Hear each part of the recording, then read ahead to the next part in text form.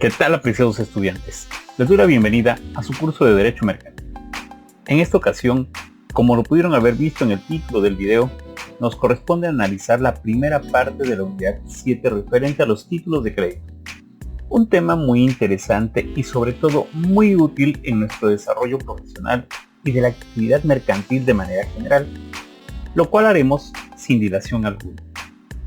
Unidad 7. Títulos de crédito. Generalidades. Por principio de cuentas es menester señalar que ahora la legislación a utilizar es la Ley General de Títulos y Operaciones de Crédito, la cual dispone en su artículo 5.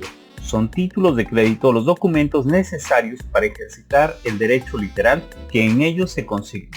Encontramos el origen de los títulos de crédito en la doctrina italiana y es un invento de los comerciantes italianos de la Edad Media y el Renacimiento, quienes usaron documentos valor protegidos por firmas personales para trasladar cantidades de dinero por Europa sin necesidad de portar monedas de oro o plata, frustrando así a los asaltantes. Conservan el nombre por mera tradición histórica, en alusión a la letra de crédito que origina su naturaleza y estructura. En la actualidad su uso está aceptado en la legalidad internacional. Un gran porcentaje de la riqueza comercial se representa y se maneja por medio de los títulos de crédito. Han sido recogidos y regulados por diversas leyes por todos los países de la Tierra. Incluso México ha suscrito infinidad de tratados internacionales respecto de títulos de crédito. Son ejemplo de estos los pagarés, las letras de cambio, los cheques, las acciones, los bonos financieros, los bonos estatales que emiten como inversión los países como los Estados Unidos de América, que emiten bonos de guerra cada vez que incursionan en guerras. Sus características son: 1. Autonomía, que consiste en que el derecho incorporado a un título de crédito es autónomo, porque de ser transmitido atribuye a su nuevo tenedor un derecho propio e independiente, y el obligado deberá cumplir con los términos del documento. 2. Incorporación, porque el derecho se encuentra tan íntimamente ligado al título que sin su existencia tampoco existe el derecho ni la posibilidad de su ejercicio. Es decir, para poder ejercer el derecho es necesario tener la posesión del título. Literalidad, porque su existencia y ejecución se regula al tenor de lo escrito en el documento y en la extensión que del mismo resulta. Legitimidad es la función que tiene el título de investir al adquiriente del derecho que le transmite el anterior tenedor. Consiste en la certeza y seguridad jurídica necesarias para determinar que quien cobra la deuda es verdaderamente el que tiene derecho de hacerlo. Circulación. Estos documentos circulan transmitiéndose de una persona a otra mediante endoso o la entrega del documento en el caso de estar al portador. Naturaleza ejecutoria. Tienen aparejados la ejecución, es decir, primero se aseguran bienes garantizando así el pago de la obligación y luego se decide la responsabilidad en juicio. Clasificación de los títulos de crédito. Pueden ser de origen público o de origen privado. Los primeros emanan del poder público, son emitidos por el Estado o sus instituciones públicas como los tesobonos, los bonos de deuda pública, bonos del ahorro nacional, los CETES, etcétera, etcétera. Mientras que los de origen privado son emitidos por particulares como las letras de cambio, el pagaré, el cheque. Títulos de crédito nominativos a la orden y al portador. Son nominativos los expedidos a favor de una persona cuyo nombre se consigna en el mismo texto del documento. A la orden, cuando pueden ser transmitidos por endoso y entrega del título mismo, sin perjuicio de que puedan transmitirse por cualquier otro medio legal. Finalmente, son títulos al portador los que no están expedidos a favor de persona determinada, contengan o no contengan la expresión al portador. Pueden ser individuales o seriales. Los primeros, también llamados singulares, se emiten en cada caso en una operación particular frente a una persona concreta. Los seriales o en masa constituyen una serie de títulos emanados de una declaración de voluntad frente a la pluralidad indeterminada de personas, como las acciones de una sociedad anónima. Pueden ser únicos y con copias o plurales. Los títulos únicos son aquellos que existen por sí solos, únicamente de manera individual, no aceptan copias. Los títulos con copias o plurales, al nacer, se pactan como tal, es decir, se dispone desde su nacimiento la existencia de copias o duplicados según el artículo 117 de la Ley General de Títulos y Operaciones de Crédito. Pueden ser simples o complejos. Los títulos de crédito simples son aquellos que otorgan una sola prestación, como en el caso del pagaré, que es una sola cantidad líquida y exigible. Los complejos originan diversas prestaciones, como en el caso de las acciones. Algunas dan derecho al voto, algunos derecho a la propiedad de la acción, algunos a participar en una sesión pero sin voto. Luego tenemos que pueden ser de pago o de crédito. Son títulos de crédito para pago exclusivamente, los cheques. Los de crédito son los títulos que representan una operación de crédito misma o el crédito en esencia, como es el caso de la letra de cambio o el pagaré. Pueden ser principales o pueden ser accesorios. Los títulos de crédito principales valen por sí mismos y no están bajo la dependencia de otro título como una letra de cambio. Los accesorios sí están bajo otro título de crédito principal, como es el certificado de depósito o el bono de renta. Ahora pasemos a analizar de manera específica cada uno de los primeros títulos que abarcan nuestra materia, es decir, los títulos de crédito en particular. Empezaremos con la letra de cambio. La letra de cambio, es un título de crédito que contiene la orden incondicional que una persona llamada girador da a otra llamada girado de pagar una suma de dinero a un tercero denominado beneficiario o tenedor en un tiempo futuro determinado o determinable y en un lugar determinado. Las personas que intervienen son, inciso A, el girador, que es el que da la orden de pago y elabora el documento. Inciso B, el girado. Es aquel que recibe la orden de pago y paga o firma el documento comprometiéndose a pagar, indicando en la misma letra de cambio el lugar o domicilio de pago para que el acreedor haga efectivo su cobro. Y finalmente el beneficiario o tenedor, que en su calidad de acreedor posee el título y a su entrega recibe la suma de dinero en el tiempo determinado. Debemos entender la existencia aquí de tres personas. La primera, que es la que requiere el dinero y se lo pide a un segundo. Esa persona que pidió el dinero le entrega al segundo un documento. Ese documento lo tiene que entregar este segundo a un tercero para que ese tercero se lo pague. Me quiero imaginar a el Joker que quiere salir del país y le dice a la viuda negra: préstame $10,000 porque necesito en este momento utilizar ese dinero, pero no te los puedo pagar yo porque ya voy de salida. Se lo vas a llevar a Harley Quinn, que es la que tiene dinero mío, y ella te va a hacer el pago. Bajo este ejemplo que estamos comentando, el girador sería el Joker, el beneficiario tenedor sería la viuda negra y el girado sería Harley Quinn. Ahora bien, el artículo 76 de la Ley General de Títulos y Operaciones de Crédito dispone que la letra de cambio debe contener: número 1, la mención de ser letra de cambio inserta en el texto del documento, es decir, independientemente del material del documento, independientemente de la forma, de todo, el requisito esencial es que en alguna parte de este se pueda leer la expresión letra de cambio. Número 2, la expresión del lugar y del día, mes y año en que se suscribe. Por ejemplo, Tehuacán, Puebla, a 10 de abril de 2020. Número 3, la orden incondicional al girado de pagar una suma determinada de dinero. Por ejemplo, páguese por la presente letra de cambio Número 4, el nombre del girado, Harley Quinn. Número 5, el lugar y la época de pago, en esta ciudad de Tehuacán, Puebla, el día 20 de mayo de 2020.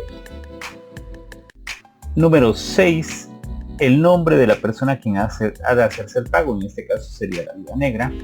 Y número 7, la firma del girador o de la persona que suscriba a su juego o en su nombre, en este caso la firma del Joker. Formas en que puede ser girada, es decir, las distintas formas de vencimiento de la letra de cambio que puede ser emitida o girada. Aquí desde este momento les anticipo, según el tipo de documento decimos que se suscribe, se gira o se libra. Lo correcto es decir, en el caso de una letra de cambio, que la letra de cambio se gira. En el caso del pagaré, el pagaré se suscribe y un cheque se libra. Pues bien, aquí respecto del tiempo decíamos, regreso, puede ser a la vista. Esto significa que la letra debe ser pagada en el momento de su presentación al cobro. Podría ser a cierto tiempo vista. Indica que la letra debe ser pagada determinado tiempo después de su presentación. A cierto tiempo fecha. Indica que la letra debe ser pagada en determinado tiempo después de la fecha indicada en la misma. O podría ser a día fijo. Significa que la letra de cambio debe ser pagada precisamente el día señalado expresamente para ese efecto dentro del texto. Es muy amplio esto y es mucho más el contenido que tendríamos que ver, pero que dejaremos para una sesión posterior. El siguiente título de crédito que debemos analizar en esta sesión será el pagaré. Es un título de crédito que contiene la promesa incondicional de una persona llamada suscriptor o deudor de pagar a otra persona que se denomina beneficiario, tenedor o acreedor una suma determinada de dinero. Las personas que intervienen son el suscriptor o deudor, que es el que se compromete a pagar una suma determinada de dinero. El acreedor o beneficiario, quien posee el título y a su entrega recibe la suma del dinero en el tiempo señalado. Y finalmente, puede o no existir una figura llamada aval, que es un obligado solidario con el deudor. En una sesión anterior decíamos que las obligaciones solidarias corresponden a aquellas que abarcan la totalidad de la deuda. Significa esto que si el deudor no paga, el aval pagaría completamente la deuda, totalmente. Bien, tenemos de aquí que el artículo 170 de nuestra ley dispone que el pagaré debe contener por lo menos la mención de ser pagaré inserta en el texto del documento, al igual que la letra de cambio. Debe leerse en alguna parte del documento la expresión pagaré. 2. La promesa incondicional de pagar una suma determinada de dinero. Es decir, debo y pagaré por el presente documento. Número 3. El nombre de la persona a quien ha de hacerse el pago. Debo y pagaré a Juanito Pérez. La época y el lugar de pago. El día 20 de mayo de 2020. La fecha y el lugar en que se suscribe el documento, es decir, imaginemos que se firmó o se suscribió un mes antes. Tehuacán, Puebla, a 15 de abril de 2020. Número 6. La firma del suscriptor o de la persona que firma su juego o en su nombre. Jorge Reyes. El pagaré tiene los elementos de la letra de cambio como aceptación, aval, endoso, protesto, acciones cambiarias, caducidad, etcétera, etcétera. Y al igual que la letra de cambio, nunca será el portador y siempre debiera ser nominativo. El pequeño detalle es que muchas de las veces el pagaré se firma en blanco o ese espacio se deja en blanco, lo cual es incorrecto. Ahora bien, a diferencia de la letra de cambio, en el pagaré sí se pueden pactar intereses. Después veremos que hay dos tipos de intereses.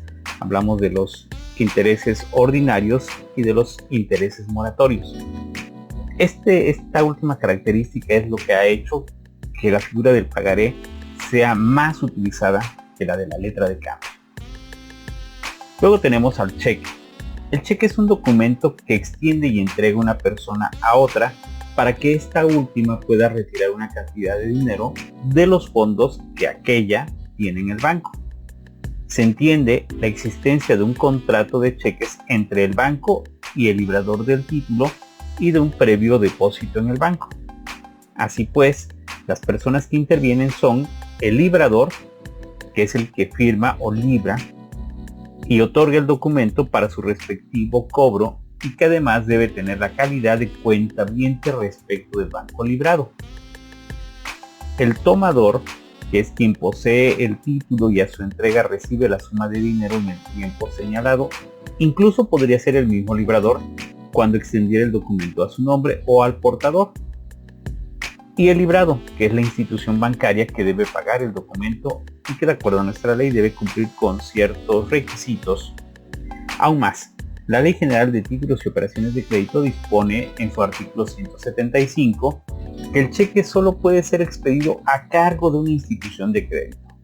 El documento que en forma de cheque se libre a cargo de otras personas no producirá efectos de título de crédito.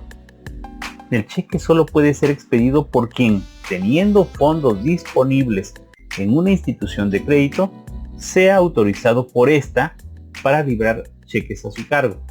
La autorización se entenderá concedida por el hecho de que la institución de crédito proporciona al librador esqueletos especiales para la expedición de cheques o le acredite la suma disponible en cuenta de depósitos a la vista. Por su parte, el artículo 176 dispone: el cheque debe contener, número 1, la mención de ser cheque inserta en el texto del documento. Número 2, el lugar y la fecha en que se expide. Número 3, la orden incondicional de pagar una suma determinada de dinero. Número 4, el nombre del librado. Número 5, el lugar del pago. Y número 6, la firma del librador. El cheque solo puede ser expedido por quien, teniendo fondos disponibles en banco denominado institución de crédito y sea autorizado por este para cobrar cheques a su cargo, lo realice, y la autorización se entenderá concedida por el hecho de que la institución de crédito proporcione los esqueletos que hemos comentado antes. Luego pasamos con las obligaciones.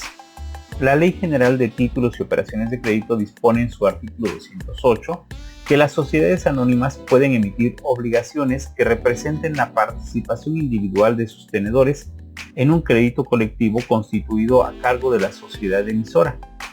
Las obligaciones serán bienes muebles aun cuando estén garantizadas como hipoteca. De cierta manera yo explico las obligaciones como los pagarés, pero a la inversa. Es decir, en lugar de que el deudor acuda con el acreedor para pedir el dinero, es el deudor, en este caso una sociedad anónima, quien pone al público obligaciones. Es decir, el que pacta las condiciones del préstamo es el deudor. La obligación es el título valor en que se incorporan los derechos y obligaciones del titular de una fracción de un crédito colectivo. Es decir, no solamente es una, tendrían que emitir distintas obligaciones porque este se encuentra concedido a la sociedad de manera general. Se habla de un crédito colectivo porque dicho crédito se encuentra dividido en partes, cada una de las cuales puede ser suscrita por una persona distinta. Esto es, el crédito está fraccionado y la obligación constituye precisamente una parte del mismo, cuyos titulares pueden ser personas distintas. Las obligaciones siempre serán nominativas y deberán emitirse en denominaciones de 100 pesos o de sus múltiplos, excepto tratándose de obligaciones que se inscriban en el Registro Nacional de Valores e Intermediarios y se coloquen en el extranjero entre el gran público inversionista, en cuyo caso podrán emitirse al portador. Las obligaciones son bienes muebles en todo caso, aun cuando estén garantizadas con hipoteca, y darán a sus tenedores, dentro de cada serie, iguales derechos. La naturaleza jurídica de la obligación la distingue de la acción.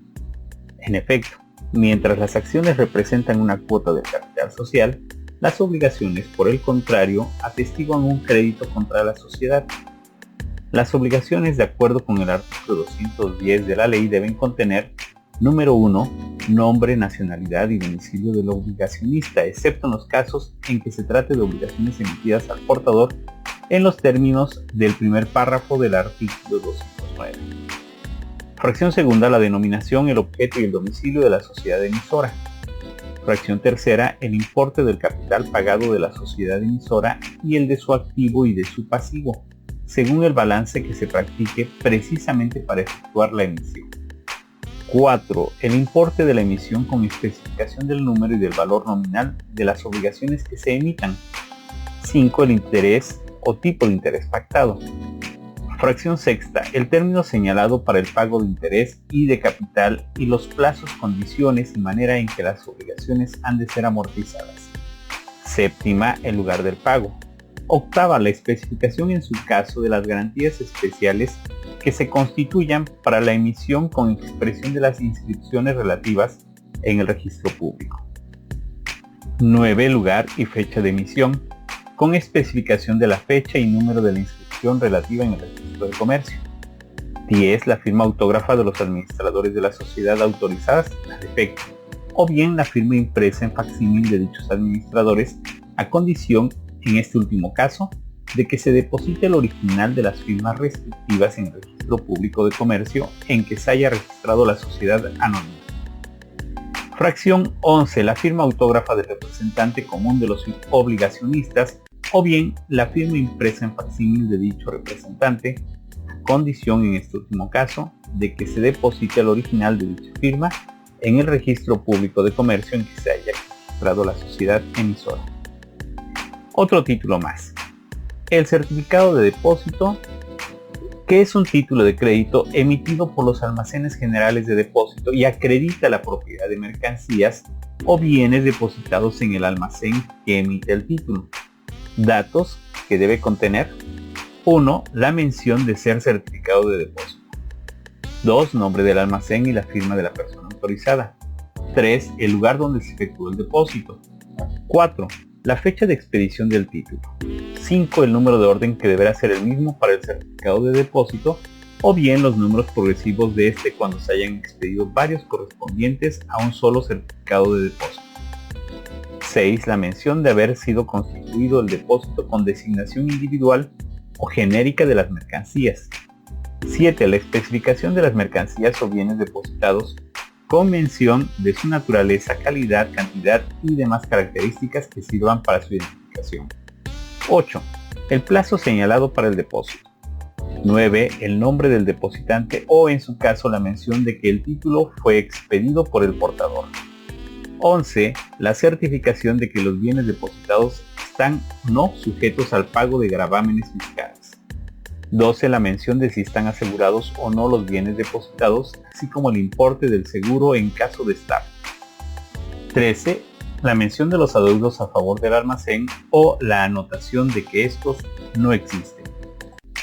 También tenemos al bono de prenda, que es llamado título de crédito, mediante el cual se comprueba la constitución de un crédito prendario sobre mercancías o bienes indicados en el certificado de depósito correspondiente.